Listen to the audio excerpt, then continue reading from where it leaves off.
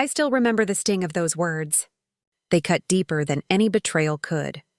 That night, under the golden chandelier of our London penthouse, my husband, Daniel Cole, looked at me with disgust and said, "I'd rather kiss a dog than you, Jean." The room went silent. His friends laughed, glasses clinked, and my heart shattered. I stood there, frozen, my reflection flickering in the champagne glass I held. The woman staring back wasn't me.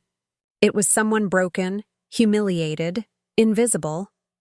What he didn't know was that those words would be the beginning of his downfall, because that night, when he humiliated me in front of everyone, I swore I'd destroy everything he'd ever built. And I did. Beat. This is how it all happened. I met Daniel Cole 12 years ago, on a day I'll never forget.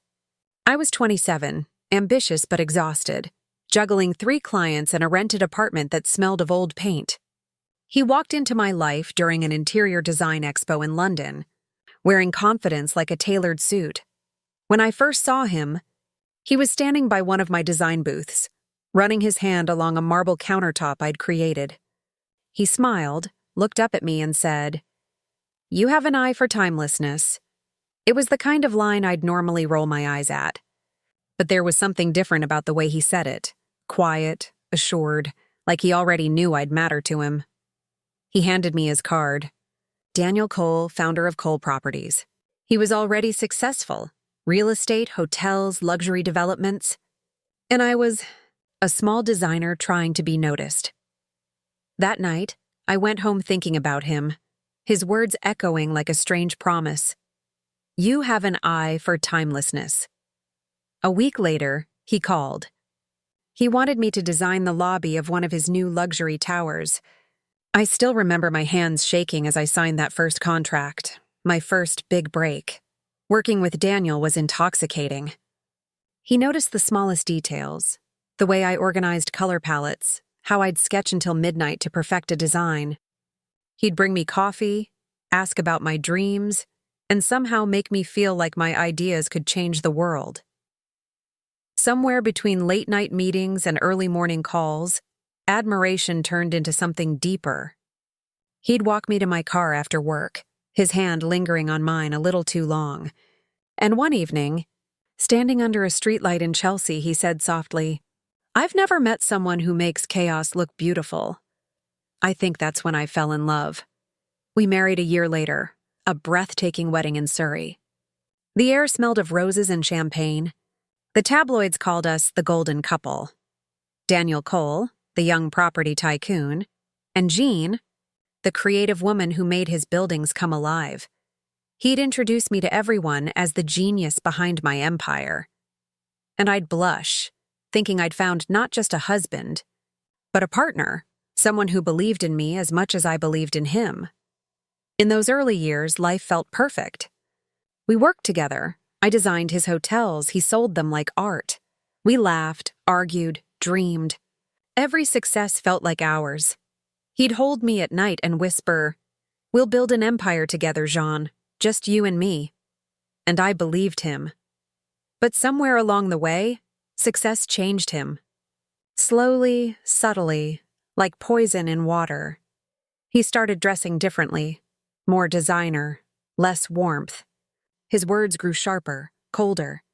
Meetings that used to last hours with laughter turned into formal updates with clipped replies. He stopped introducing me as his wife and started calling me his decorator.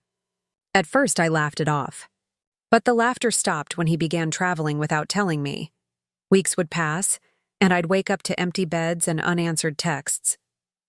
When he'd return, he'd smell of foreign perfume and say, "Don't be dramatic, Jean. Business is business. Business." That was his new favorite word, a shield he hid behind while my heart fractured piece by piece. Then came Clara Jennings. She was 26, ambitious and beautiful in that perfectly calculated way. She joined as his personal assistant, the kind who always lingered too long, laughed too loud at his jokes, and sent emails at 2 a.m. For urgent matters. At first, I brushed it off. I'd seen assistants come and go. But then Daniel started bringing her everywhere, Dinners, client meetings, even vacations that were supposed to be ours. He'd tell me, "Clara understands what I need. She's efficient." I remember one evening vividly. We were hosting investors at our penthouse. Clara stood beside him in a silver dress, too close, too comfortable.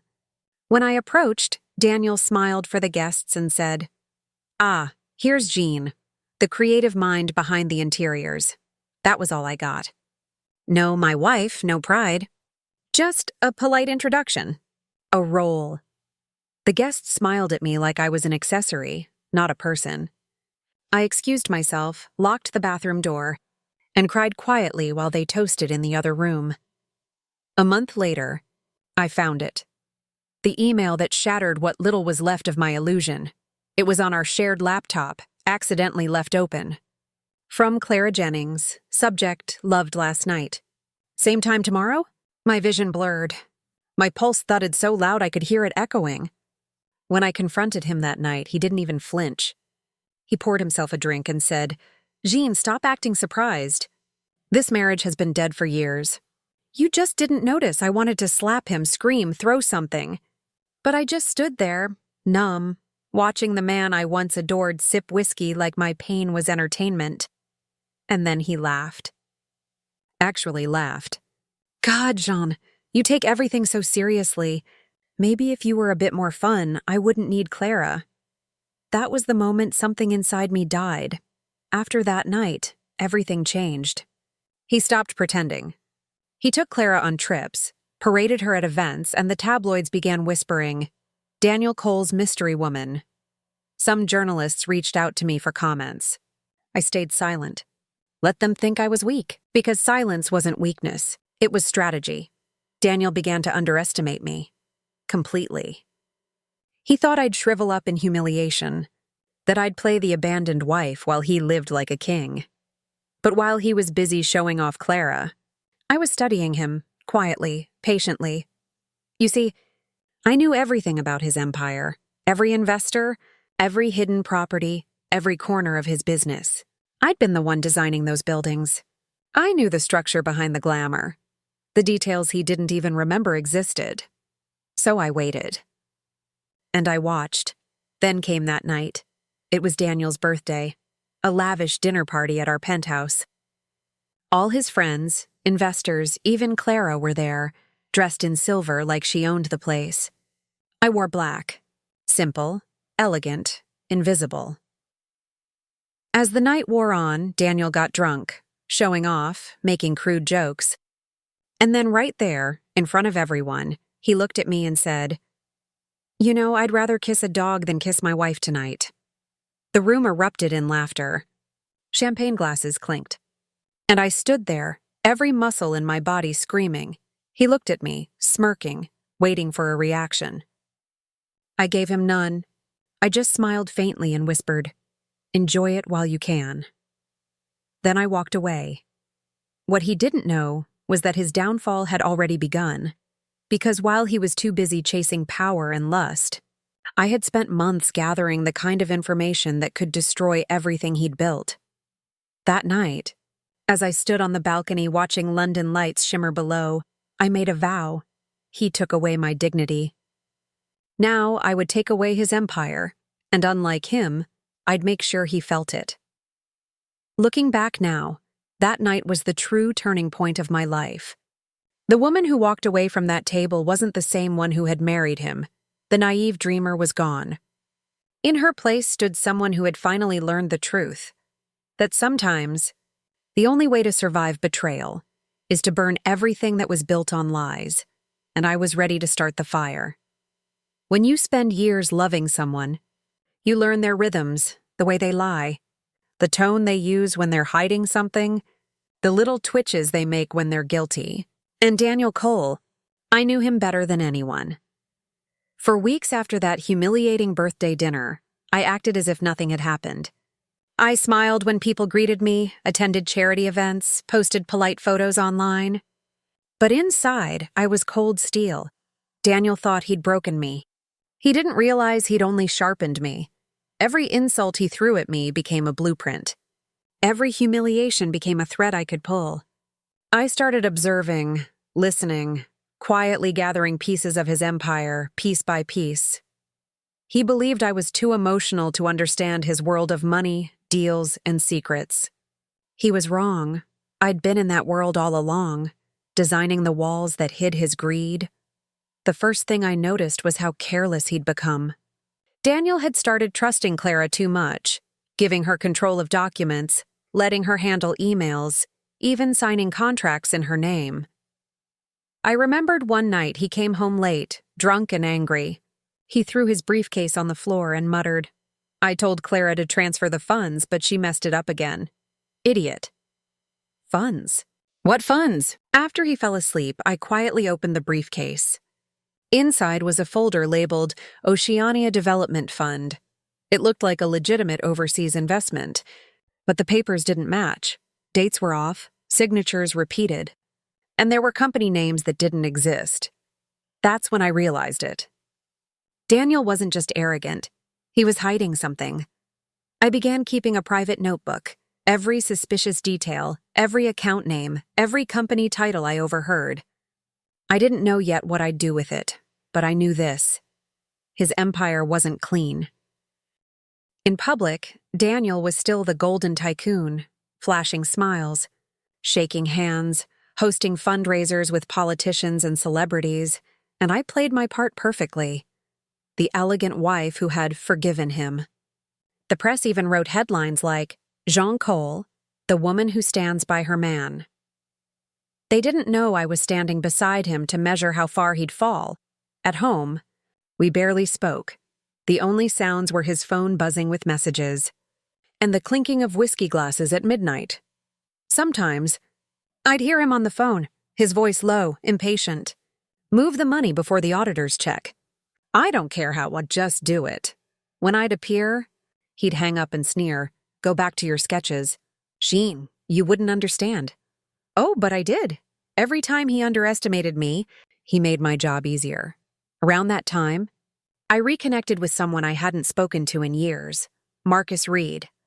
Marcus was another developer, once Daniel's partner, now his rival. We'd worked together briefly before my marriage, and I'd always respected his honesty. One afternoon, we ran into each other at a design award ceremony.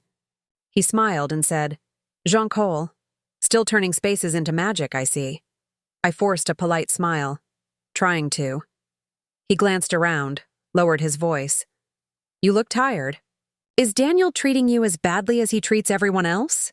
His tone startled me. I hadn't realized Daniel's cruelty had become public knowledge, but Marcus knew things. He always did. Over coffee, he told me stories, how Daniel had cheated partners, bribed inspectors, hidden profits offshore. Marcus said, "He's untouchable because everyone who knows anything either works for him or fears him." I stared at my cup, then quietly replied, "Not everyone fears him." Marcus tilted his head, studying me. "What are you planning, Jean?" I smiled faintly. Something poetic. That was the first time the thought of revenge stopped being an emotion and became a plan. After that meeting, I began digging deeper. I used what Daniel had forgotten, that I still had access to many of his files. All those years designing his offices and hotels, I'd helped set up digital blueprints and account systems. I still remembered the logins. Late at night, when Daniel was asleep beside his phone, I'd slip into his study and log into his drives. What I found was worse than I expected. There were payments to shell companies registered in the Cayman Islands, fake invoices for construction projects that never happened, transfers signed under C. Jennings. He'd been using Clara as his shadow, funneling illegal funds through her name to hide tax fraud. It was clever, ruthless, and illegal enough to destroy him. I copied everything onto a secure flash drive. Then, I encrypted the files and hid them in a folder labeled Design Sketches 2019. No one would think twice. Every night after that, I'd gather more, little pieces, slowly assembling the full picture of his empire's rot. I wasn't ready to strike yet. Revenge requires timing, not anger. A few months later, I overheard something that pushed me further. Daniel was on the phone, pacing.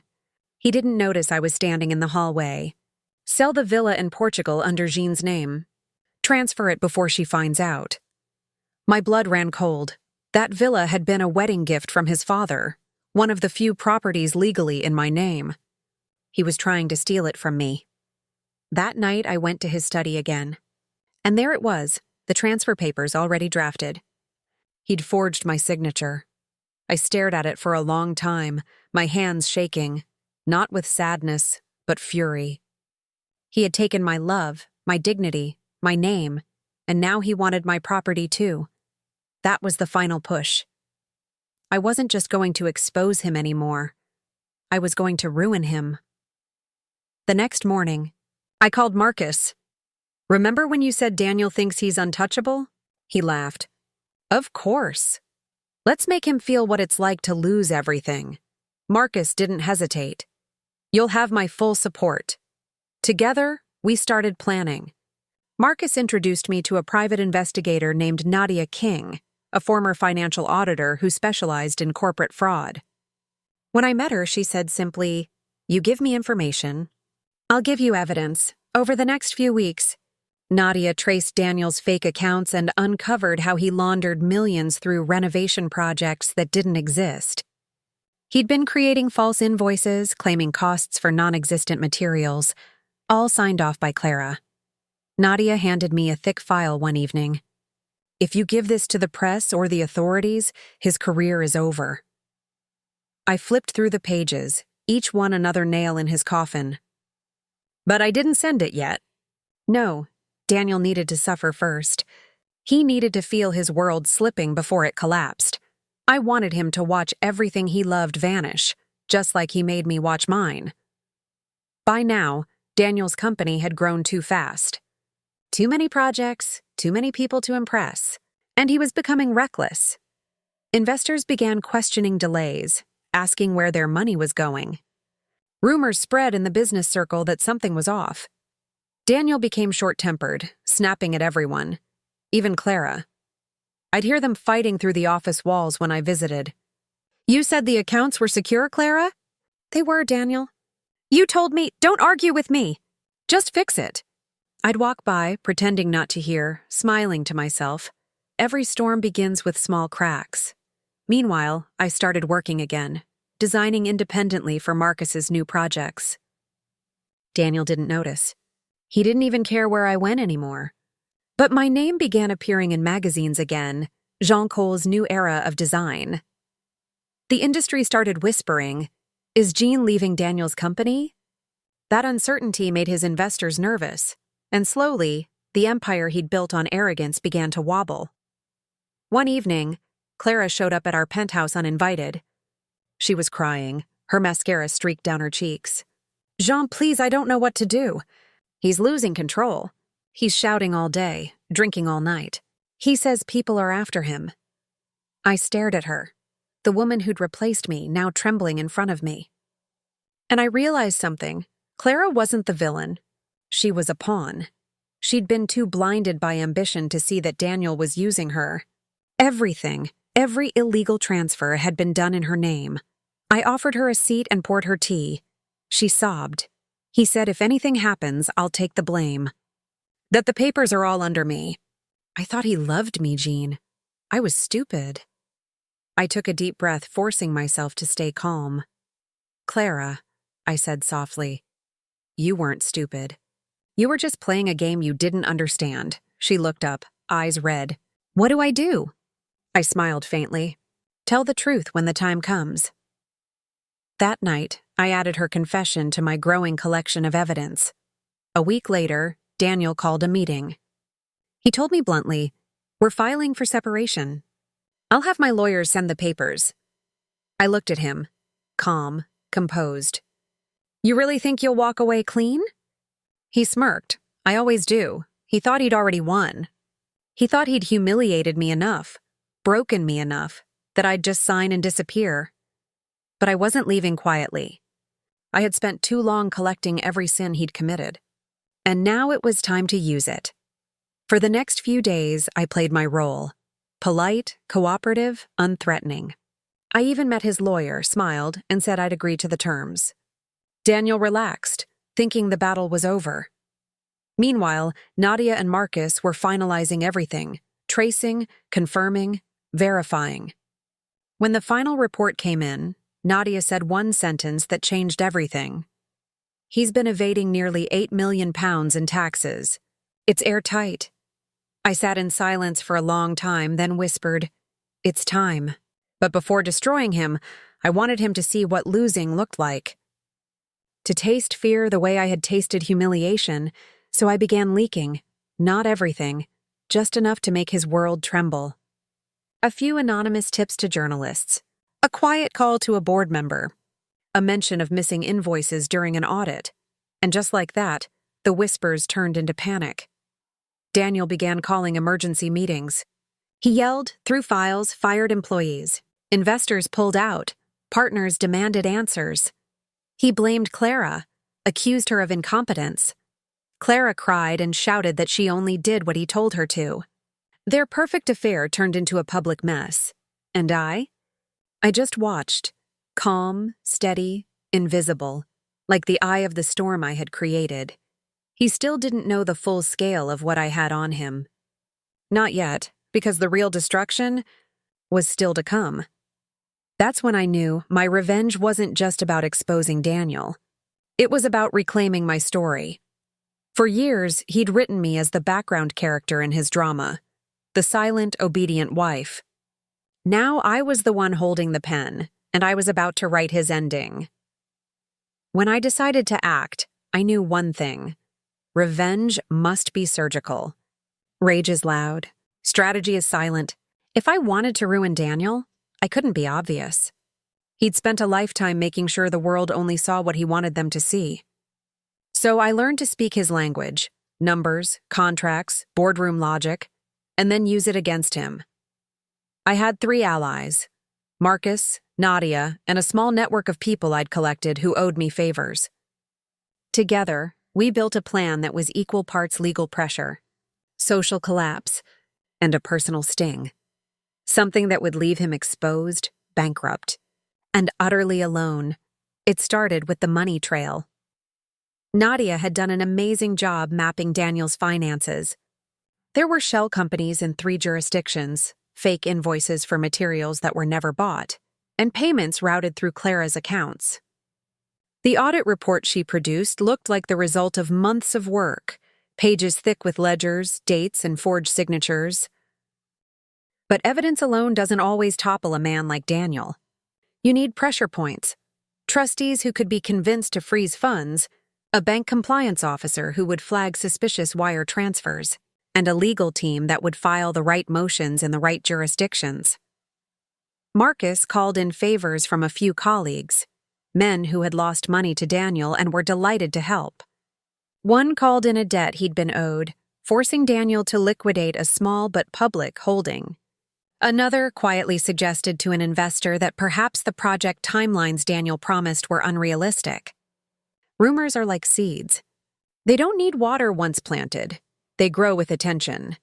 I began to leak small, verifiable facts to journalists. Not sensationalism, just hints. A project delayed here, an odd payment there. Enough to make journalists curious, and curious journalists are dangerous. They start asking questions. They contact auditors. Auditors ask for documents. Documents create trails. Trails create panic, and panic is contagious. You can't topple a man by whispering alone. You need authorities who will act. Nadia used a former contact at the Financial Conduct Authority. He wouldn't move on rumor, but he would move on verified irregularities. Nadia fed him the most concrete pieces, a set of forged invoices showing identical handwriting, an offshore transfer that could be traced, and an internal email from Daniel instructing funds be routed through C. Jennings for discretion. When the FCA opened a preliminary inquiry, the first domino fell. Banks began to flag transactions. Investors received formal requests for documentation. Daniel's board grew nervous because regulatory inquiries are lethal for public confidence. They needed answers. He had none, but I wanted more than a regulatory slap. I wanted him to watch his empire disintegrate in real time. So I engineered small public humiliations that would make the private collapse even more painful. The first public push was careful. I arranged for a whisper campaign to spread among our social circle, small but sharp.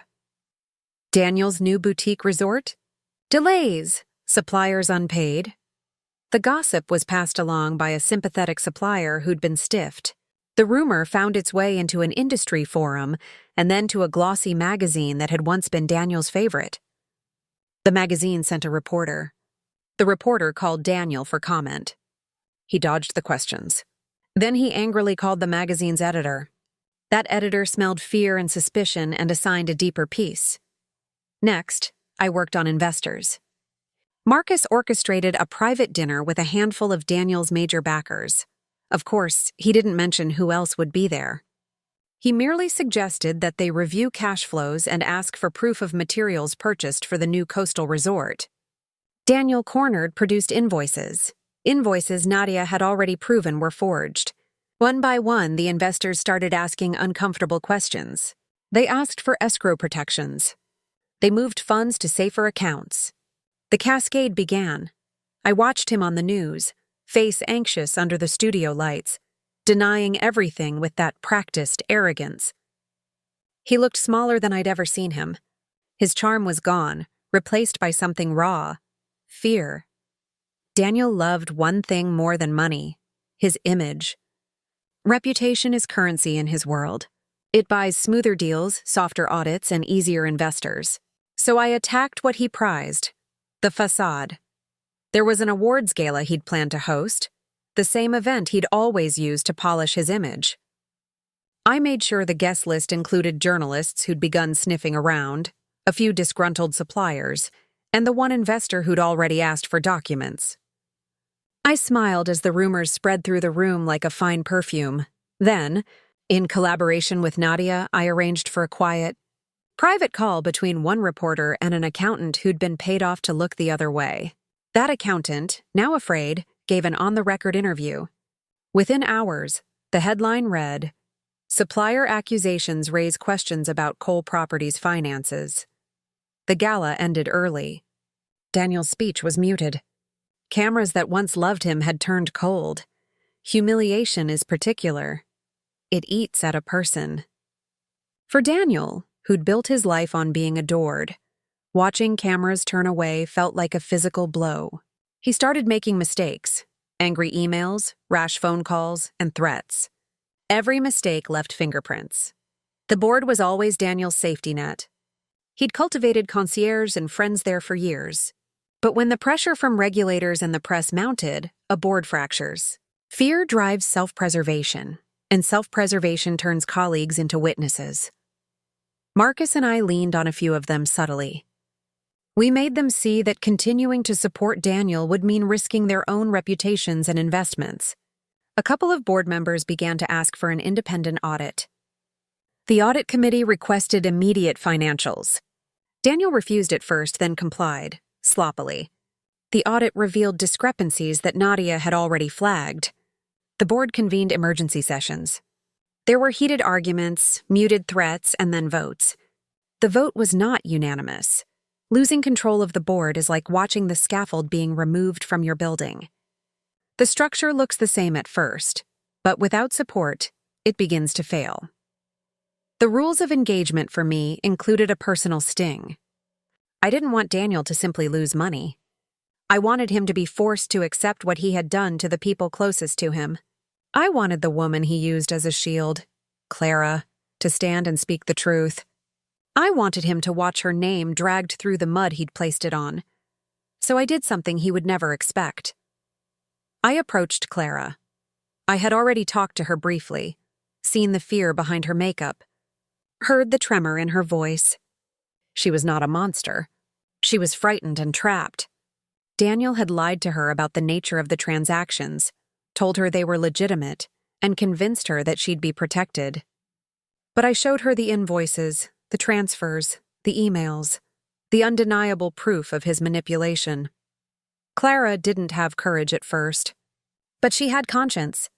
And when she realized Daniel would let her burn to save himself, the scales shifted. I promised Clara protection, a path that could save her from prison if she cooperated. Not out of mercy, out of necessity. She had the final pieces, the signed emails, the messages where Daniel had instructed her specifically to wire funds. Without her testimony, the case would be messy. With her, it became clean. The night she agreed to cooperate, she and I sat in the small kitchen I kept for late-night work. She trembled as she handed over screenshots and text messages. I watched her hands as they shook, and I felt something unfamiliar. Pity. Not forgiveness, but pity. When she went to the authorities a week later, she did it with my file in her hand. The investigators were stunned. A witness with inside access who could testify to Daniel's instructions. The case accelerated. Arrest warrants moved from rumor to reality. With Clara's statement, the legal machinery moved with a speed I'd never seen before. Daniel's lawyers scrambled. He tried to intimidate witnesses, tried to buy loyalty. He sent angry messages. He threatened employees. He did everything except admit wrongdoing. But the law has a rhythm that intimidation can't change. The FCA widened its inquiry. The tax office opened their own investigation. Banks froze accounts flagged for suspicious activity.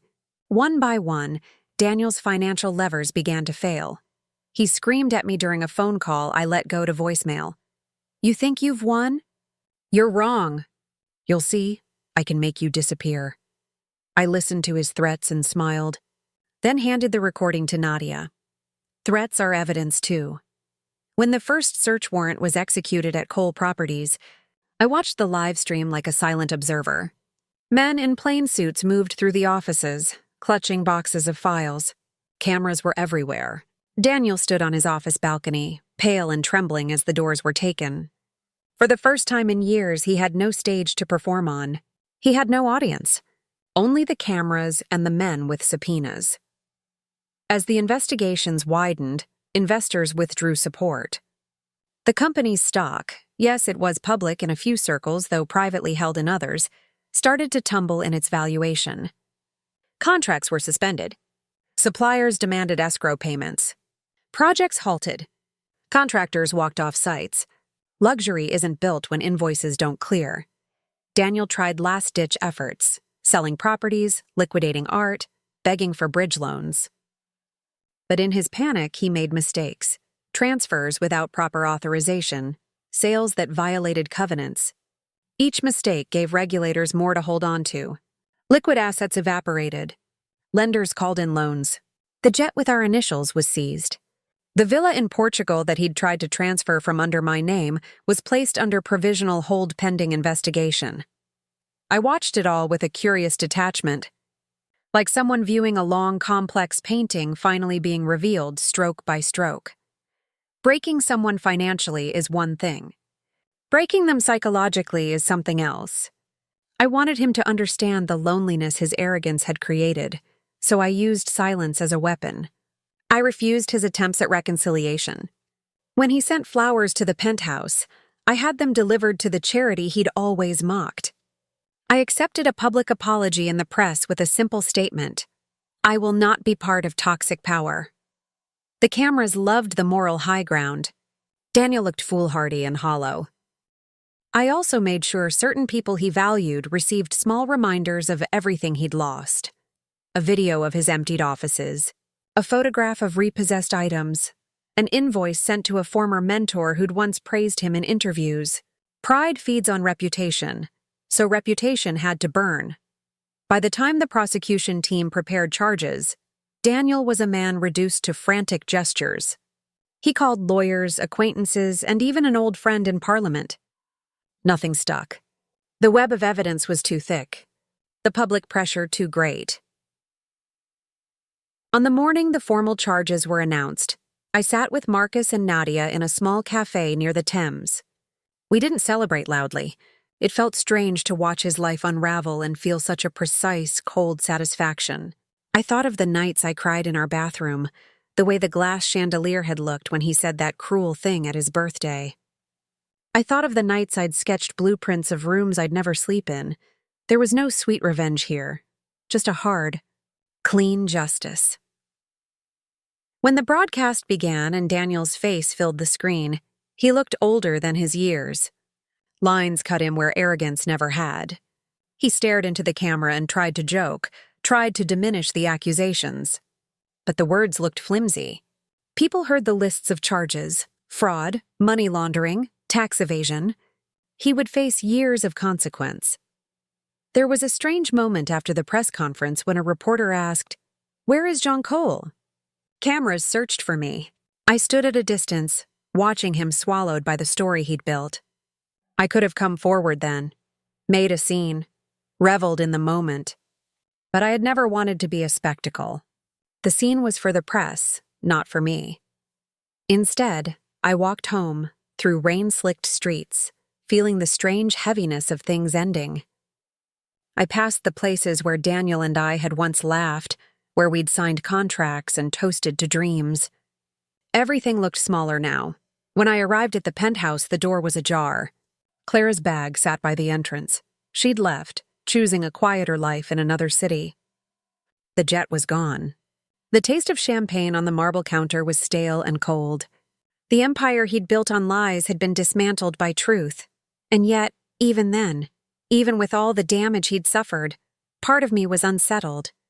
Revenge had been achieved, meticulously, legally, without bloodshed, but it hadn't filled the empty place inside me. It had not restored the years I'd given him or the dignity he stole. It had only made him small. That night, as rain drummed against the windows and the city slept, I sat in the dark and understood something crucial. Destroying someone does not always heal you. But reclaiming your life, that can. In those weeks, I learned the cost of power, how many pieces of people it can bend and break. I learned how fragile reputations are and how quickly the proud fall. But most of all, I learned I could survive without his name on my business card. I also learned that people who hurt others seldom change. They only lose what they built on the backs of others, and sometimes that is the only justice the world allows. The next step would be the hardest, watching him face the consequences in court, watching families affected by his greed get some form of closure, and then finally, stepping into the life I'd carved for myself from the remains. That is what the next chapter would be: the reveal, the courtroom, and the final reckoning. The morning of Daniel's trial arrived cold and gray, the kind of London morning that seems to hold its breath. No birdsong, no wind, just the soft hum of waiting. I stood by the window of my flat overlooking the Thames, the same river we'd once sailed on during better years. Back then, he'd held my hand and said, "We'll own half this skyline someday." Now that same skyline would bear witness to his fall. I took a deep breath, slipped on my coat, and walked out. Every step felt deliberate, heavy but steady. Because I knew this wasn't just Daniel's reckoning. It was mine, too. The marble steps of the Central Criminal Court glistened from the morning rain. Reporters clustered outside, cameras flashing like lightning, microphones thrust forward as cars pulled up one after another. When Daniel arrived, the air shifted. He still looked like the man everyone had once admired. Expensive suit, styled hair. But the arrogance that once clung to him had curdled into something brittle. He tried to smile for the cameras. It didn't reach his eyes. I watched from across the street, hidden behind a pair of sunglasses. For years I had watched him command rooms. Today, the room would command him. Inside, the courtroom smelled faintly of wood polish and tension. Every seat was filled: journalists, investors, former employees. At the front, the prosecution organized their files. And there at the defense table sat Daniel Cole, my husband, staring ahead, jaw tight. He didn't see me at first. But when he did, when our eyes met across that silent room, the color drained from his face. He blinked, just once, and looked away. That was the first time I realized. He was afraid. The judge's voice cut through the hush. "Mr. Daniel Cole, you are charged with multiple counts of fraud, embezzlement, falsification of financial records, and conspiracy to launder funds. How do you plead?" Daniel's lawyer rose. "Not guilty, Your Honor." The words echoed hollowly. For the next several days, evidence unfolded like the slow unraveling of a tapestry, each thread revealing more rot beneath the gold. Emails, fake invoices, shell companies, all linked to Daniel's signature. Transfers routed through Clara Jennings' accounts. Property purchases in Dubai and Monaco made with misappropriated funds. And then came the testimonies, investors, accountants, former employees. Each one peeling back another layer of his empire's illusion. Daniel sat there motionless, a portrait of contained fury. But I could see it, the twitch in his jaw, the restless movement of his thumb against the table. The small signs of a man realizing his empire was collapsing beyond his control. When Clara took the stand, the room fell silent. She wore a modest suit, her blonde hair pulled back, her hands trembling slightly. I watched her from the second row, my heart pounding. Not with anger this time, but something closer to empathy. The prosecutor approached her gently. "Miss Jennings, can you tell the court about your professional relationship with Mr. Cole?" Clara's voice was steady at first, but the weight of the moment soon cracked it. She explained how Daniel had instructed her to reroute payments, forge signatures, and maintain secrecy. How he'd convinced her it was all temporary. Just a way to move things faster. Then came the question that pierced the room. "Miss Jennings, why are you testifying today?" Clara swallowed hard. "Because he lied to me. He said he'd protect me. But when the investigation started, he told me to take the fall. He said I was replaceable." Gasps rippled through the courtroom. Daniel's eyes flashed toward her, dark with venom, but Clara didn't look away. She turned her gaze toward me for the briefest second and nodded. It was the smallest gesture, but I knew what it meant. This is my part of the truth. After Clara's testimony, everything moved faster. Emails she provided matched data from the financial forensics team. Her phone logs confirmed his voice giving direct instructions. Even Daniel's private notes, retrieved from his office, contained phrases like, "move via CJ and keep transfers off record." The jury shifted uncomfortably. The reporters scribbled furiously. And Daniel, the man who once commanded rooms with ease, now sat shrinking in his chair, his hand gripping the table edge so tightly his knuckles turned white. On the fourth day, one of his closest business partners, Edward Lang, took the stand. Edward was calm, articulate, and devastating. He described how Daniel had pressured him into signing false statements to cover losses, promising it would all balance out. Then came the line that broke Daniel completely. "Daniel Cole is a brilliant man, but brilliance without integrity becomes rot. I watched it happen." Those words hung in the air long after the gavel struck for recess. That evening, as the crowd poured out of the courthouse, I lingered by the steps. I don't know why. Maybe I wanted closure, maybe curiosity. Then I saw him. Daniel walked out flanked by his lawyers, cameras flashing again, reporters shouting questions. When his eyes found me, he stopped. For a moment, it was just us. The world faded, the noise blurred. He walked toward me, slow, deliberate. His voice was low, sharp with disbelief. "You did this to me." I met his gaze. "No, Daniel. You did this to yourself." His lips twisted into something that wasn't quite a smile. "You think they'll remember you as the hero? You're just the bitter ex-wife who got lucky." I took a step closer, close enough that only he could hear. Luck had nothing to do with it. I just learned from the best liar I ever knew. For a second, his facade cracked.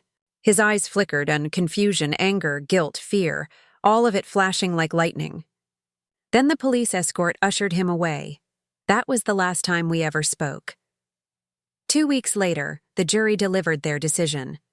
When the foreman stood up, the air felt electric.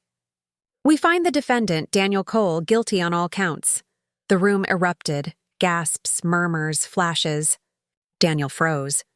His lawyer whispered something urgently, but Daniel didn't move. His gaze drifted toward me again, but this time it wasn't fury I saw. It was disbelief, like a man waking up to realize the dream he'd been living was actually a nightmare.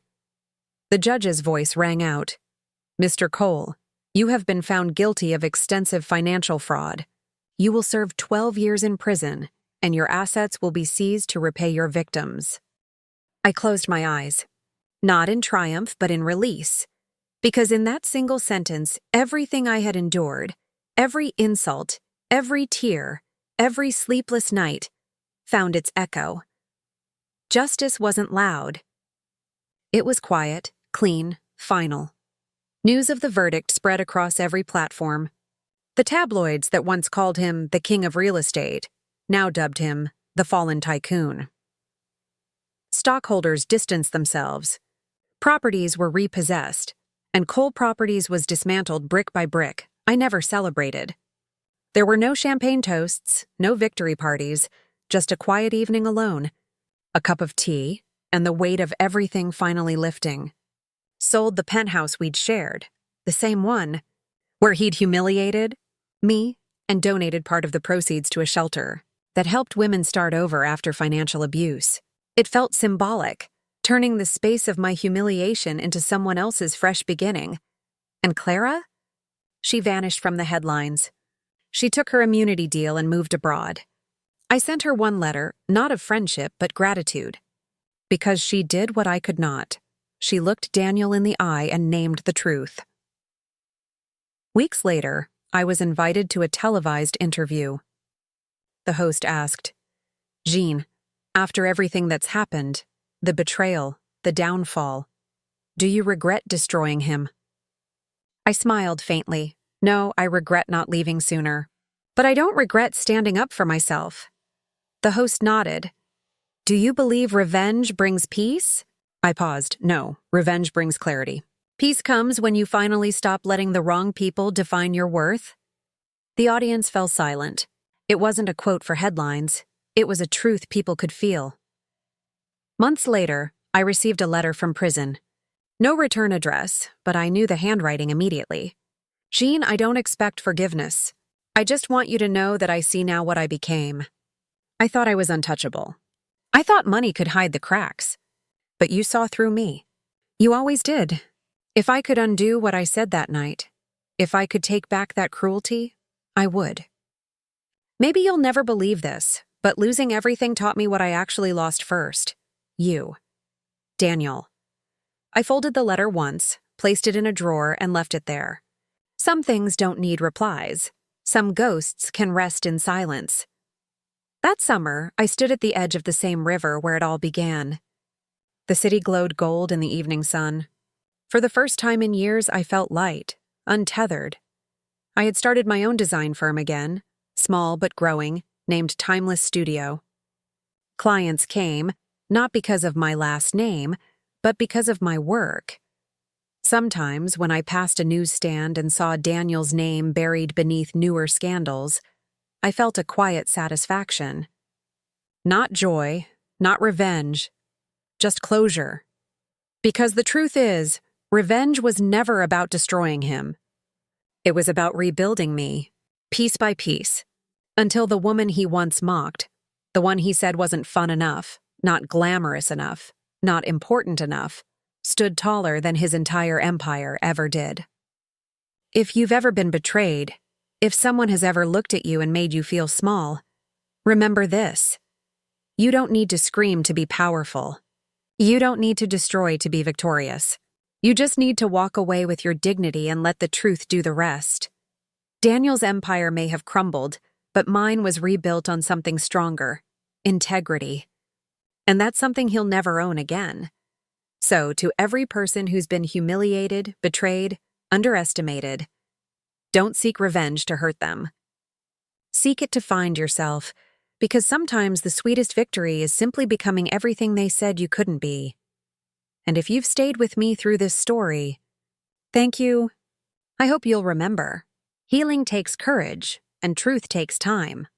If you want more stories like this, stories of heartbreak, strength and redemption, subscribe to Jean Stories, where every scar has a story and every ending finds its voice. Music swells, fade to black. The world moved on faster than I expected. Headlines that once screamed Cole conspiracy faded into the archives. New scandals replaced the old, and Daniel Cole's name sank beneath the surface like a stone swallowed by the river of time. But I didn't move on that easily. You don't walk away from years of emotional wreckage without learning how to rebuild yourself, brick by brick, breath by breath. 6 months after the verdict, I woke up one morning and didn't recognize the woman in the mirror. Not because I'd changed, but because I'd finally come back to myself. No makeup, no diamonds, no expensive perfume masking exhaustion. Just Jean, the woman I used to be before love turned into a battlefield. I made a cup of coffee and stood by the window of my small but bright apartment. Outside, the city pulsed with life. Buses roaring, children laughing, vendors shouting over traffic. And for the first time in years, the noise didn't bother me. It sounded like freedom. I opened my laptop and checked the inbox for Timeless Studio, my new design business. There were 3 new clients, all referrals. They didn't know my past, and I didn't need to explain it. They only knew my work, and that to me was everything. One evening, as rain drummed softly against the glass, I took out Daniel's letter again. I read it slowly, line by line, not to reopen wounds, but to see if it still hurt. It didn't. There was pity, yes, a kind of sorrow for the man he could have been, but no rage left. Revenge had given me justice, but forgiveness, that silent, private forgiveness, gave me peace. I lit a candle, placed the letter beside it, and whispered, "Goodbye, Daniel." Then I tore it in half and let the pieces fall into the flame. They curled, blackened, and vanished, like the last traces of his control over my life. 2 months later, I received a postcard from Paris. No name, just a watercolor sketch of the Eiffel Tower and a short note on the back. Still learning to forgive myself. Thank you for helping me start over. I smiled. Clara Jennings, the woman who once stood between us, was now another survivor. Not a villain, not an accomplice, just someone who'd also been deceived. Sometimes closure doesn't come from confrontation. Sometimes it comes quietly, in a handwritten note from someone who finally learned how to breathe again. A year later, a local women's organization invited me to speak about rebuilding life after betrayal.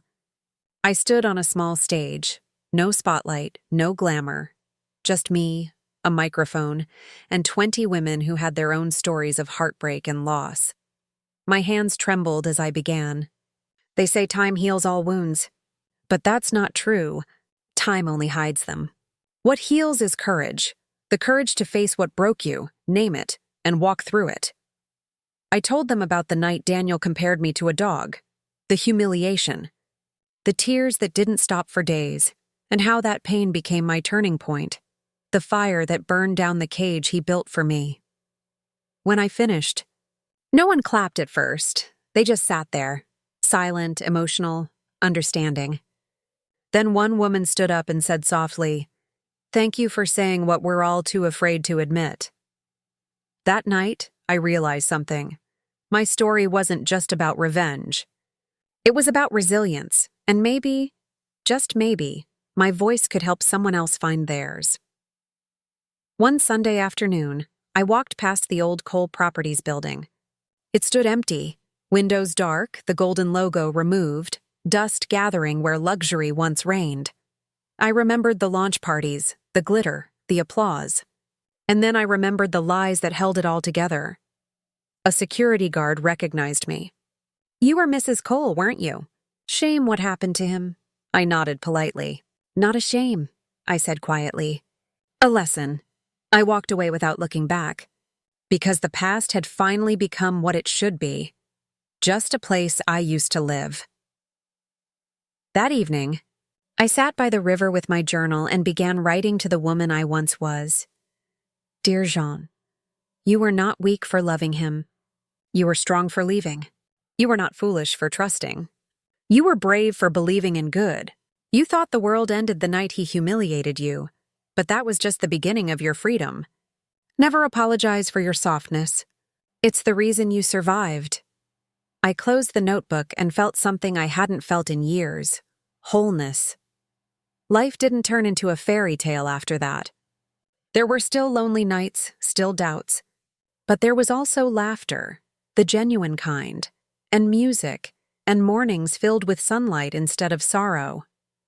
I learned to plant flowers on my balcony, to dance while cooking, to say no without guilt. Simple joys that once felt impossible. And on the anniversary of the trial, I bought a single gold bracelet, not as a symbol of wealth, but of resilience. A reminder that even when broken, gold can be melted and shaped anew. People sometimes ask, Jean, if you could go back, would you change anything? And my answer is always the same. No. Because without the storm, I'd never have discovered my strength. Daniel's betrayal didn't destroy me. It revealed me. For years, I chased love that demanded silence. Now, I choose peace that allows me to speak. For years, I measured my worth through someone else's eyes. Now, I see it clearly in my own reflection. If you're still listening, maybe this story spoke to you because you've loved someone who broke you or trusted someone who betrayed you. Let me tell you something I wish someone had told me sooner. You don't owe anyone your silence. You don't owe anyone your pain. Stand up for yourself, even if your voice shakes. Leave, even if it means starting from zero. Because the moment you choose self-respect over fear, the world opens up in ways you can't imagine. And if you ever wonder whether revenge is worth it, remember this. True revenge isn't about destruction. It's about transformation. Turning the pain they gave you into power they can never take back. If my story touched your heart, if it made you cry or reminded you of your own strength, hit that subscribe button. Join me, John, here on Jean Stories, where every heartbreak becomes a lesson, every ending becomes a beginning, and every scar tells a story worth hearing.